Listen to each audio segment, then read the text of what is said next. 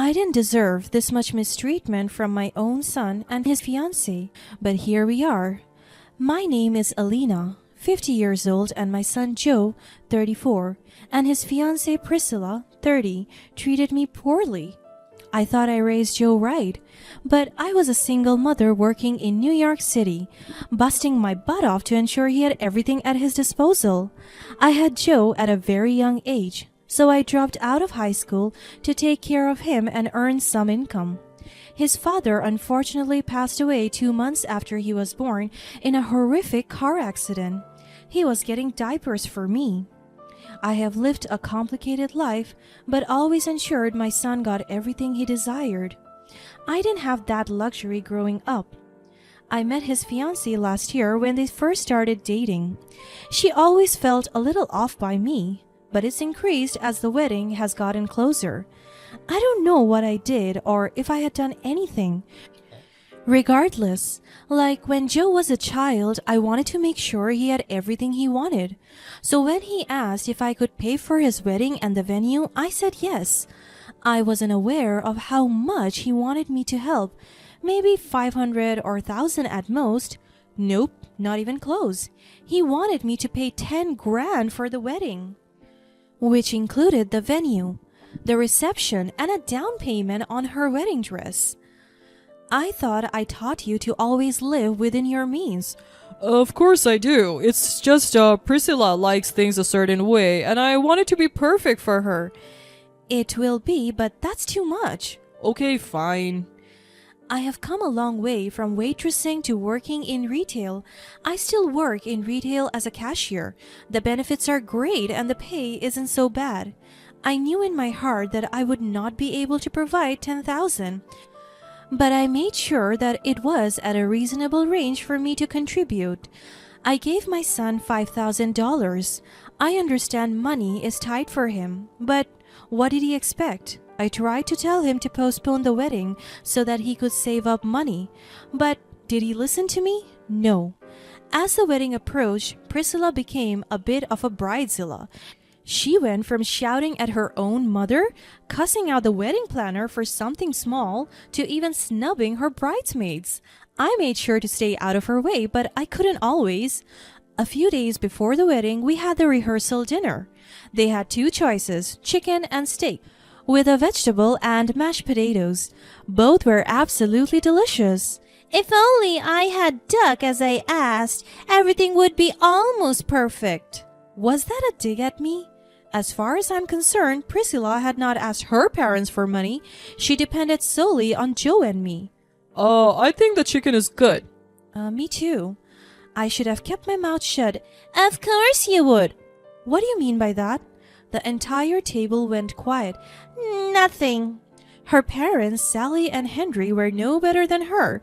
The two only chuckled with her, leaving me further and further out of the joke. So Joe, how's school? Tough. Engineering is no walk in the park. I'm sure it is, honey, but remember what I taught you? One step at a time.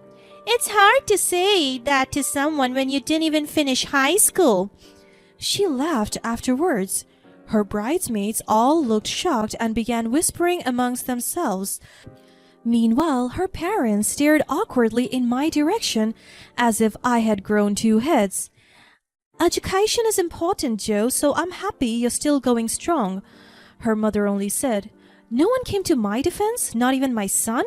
How could everyone stand idly aside? Did no one have a heart? After dinner, I pulled my son to the side while everyone else was partaking in wine tasting. What the hell was that all about? What? I understand Priscilla is under a lot of stress, and so are you, but you can't even defend me? I'm your mother. Oh my god, please don't make this a bigger issue than what it is. She only meant that you would never understand the stress I'm going through. Won't be able to understand stress? How about this? I was a single mother raising a son alone while working 3 jobs, helping with your homework and ensuring I had everything that would benefit you in life. You don't have to throw it in my face all the time, okay? I understand you did a lot for me, but our lives are different now. And that stress is different. This is my future. He didn't try to apologize or see my side of things. Priscilla humiliated me. I understand the stressors are different, but he can't just sit there and act like what Priscilla did wouldn't hurt. I went the rest of the night sitting alone while the rest of the mini party participated in the festivities. The next day only got worse. The bridesmaids, Sally, Priscilla, and I went to our final fitting for the wedding. Again, Priscilla was cold with everyone, but she didn't even bother talking to me. She wasn't always like this. When she first started dating my son, she was a lovely girl, but it's like as soon as my son proposed to her, her true colors were out on the display. I kept trying to reason that the wedding was just causing this behavior, but at what expense? My dignity? When she put on her dress and did a final twirl, I said, "You look beautiful, darling." "Thanks." I could have sworn she rolled her eyes after. Her 3 bridesmaids began to hype her up. I believe their names were Felicia, Kyla, and Penny. "You look gorgeous, girl. Joe is going to pass out when he sees you." "I can't believe the wedding is only a couple of days." "How do you feel?" "Nervous, excited, but ready to start a new chapter. We just started to look at places. Our apartment is far too small for this big personality." "Oh, I didn't know you guys were moving soon. I thought Joe would want to save some money first."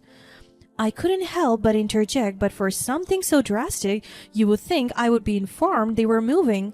"Joe's fine with money. What are you talking about?" I couldn't help but suppress a smile.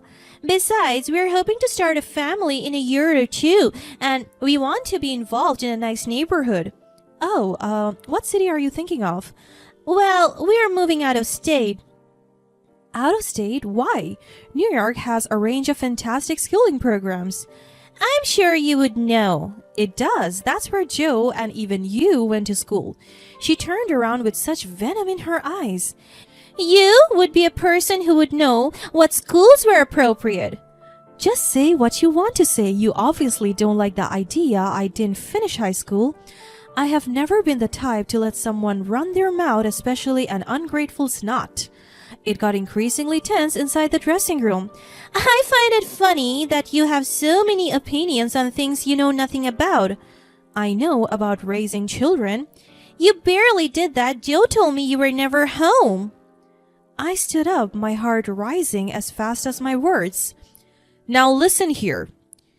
You won't know what I had to go through to be the woman I am today." Ladies, can we settle down for a second? "Why would I? Your daughter is an ungrateful brat." I beg your pardon? Who do you think you are? You heard me. And with all the things I have done for this wedding? Ha! What have you done except intrude into conversations you have no business to be in? Please, stop acting as if I had no part. Every penny from my savings account was put towards this wedding. And you can sit there and act like that doesn't mean anything, but I know the truth. It doesn't matter what I do, but a simple thank you would make this all easier to endure. What are you talking about? Don't act like you have forgotten. I have put $5 grand into your wedding and you still treat me like a peasant? What? You're a liar. Honey, Joe asked me and father for some money too. Sally turned to me. I didn't know you put down money too, Alina. I didn't know you did either. Priscilla only stared out into space. She was at a loss for words. How much did you put down, Mom? 5 as well. Are you serious? The wedding only cost 20. I put in 10 myself. It appears that the couple was supposed to split everything in half, but instead it looks as if Joe wasn't paying anything. There was nothing I could say. My son was cheating on the system and decided not to share with his partner. She went quiet for the rest of the day. A part of me wanted to warn Joe what had happened today. But another part was upset that my son would go to such lengths to avoid paying for his own wedding. I unintentionally began the ruination of their marriage story. The next day, I was expecting a call from Joe, chewing me out for exposing him, but I got nothing. When the wedding day came, I didn't know what to expect. Everything seemed to go as planned. But alas, this would change in a matter of hours. The wedding was set up for perfection. I was in the bride's room with the bridesmaids and the rest of the lot. Priscilla could barely look at herself in the mirror. It was then I understood her. She was a shallow woman, but a woman that did the hard work that put her into success. And to meet a man like my son who asked to borrow money from her parents was a no-go in her book. Her blank stare said it all, but somehow she was still here, no longer yelling or cussing anyone out, but just barely hanging in there to stay. "You ready?" her mother asked once she helped her put her veil on. "I think I just need a moment alone." "Are you sure, sweetheart?" "Yes." The bridesmaids got up and left, followed by her mother. I was the last to leave, and my eyes lingered in stature. She looked at the mirror, her face painted with beauty and eyeshadow, but as I shut the door, she began taking off the veil. The wedding organizer came to our aid and told us that the wedding would start soon. We got into our formation. At first, I thought we were going to wait for her, but instead, we were ordered to start the walk down the aisle. Everything felt so surreal. But shouldn't we wait for Priscilla? I'll get her. No worries. She must be having last-minute jitters. She had no idea. We went to the front doors. Behind, there would be my son at the altar and a crowd of people waiting for the bride. As the doors opened, the traditional wedding music began to play, and my eyes locked on my joyful son. As I walked down the aisle, I looked around the room to see the bright eyes. As I looked back at Joe, he gave me an easy smile. I kissed him on the cheek and went about my business. Everyone behind me walked down the aisle, and then it was time for the bride. Sally and I took our seats in the front row. Her husband was nowhere to be seen, as he was supposed to be walking Priscilla down the aisle. The music began to drag, and the entire crowd waited for a good 10 minutes.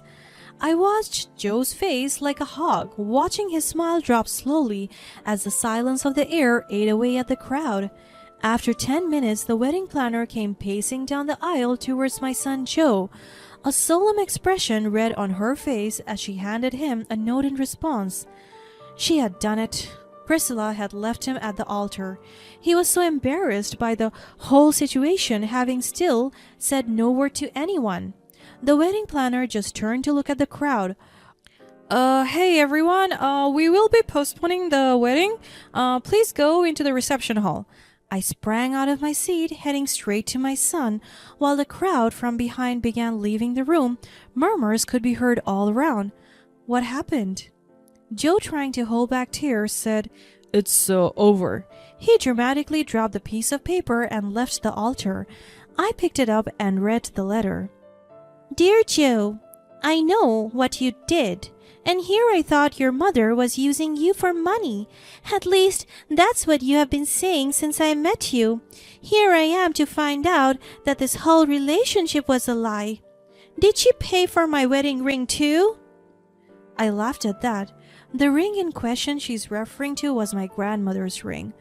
"What's worse was you used my parents' money, something I never wanted. And worse, you made me believe your mother only wanted to be in our lives because of the money you would give her. I find it hard to believe you ever gave her a penny. I'll mail you back the ring. It's over." All this time, he was lying to her about money? Why was he so ashamed of saying he needed help? My relationship with my son had since been estranged. Perhaps it's my fault for his misbehavior, but recently I got a handwritten letter from Priscilla apologizing for her behavior. I don't know if I fully believe her, as she treated me so poorly for unnecessary reasons. Regardless, however, I did appreciate the apology. As of late, Joe is working at a food court at the local mall. He's taking a break from going to school, realizing that sometimes you need to earn the cash to earn the prize.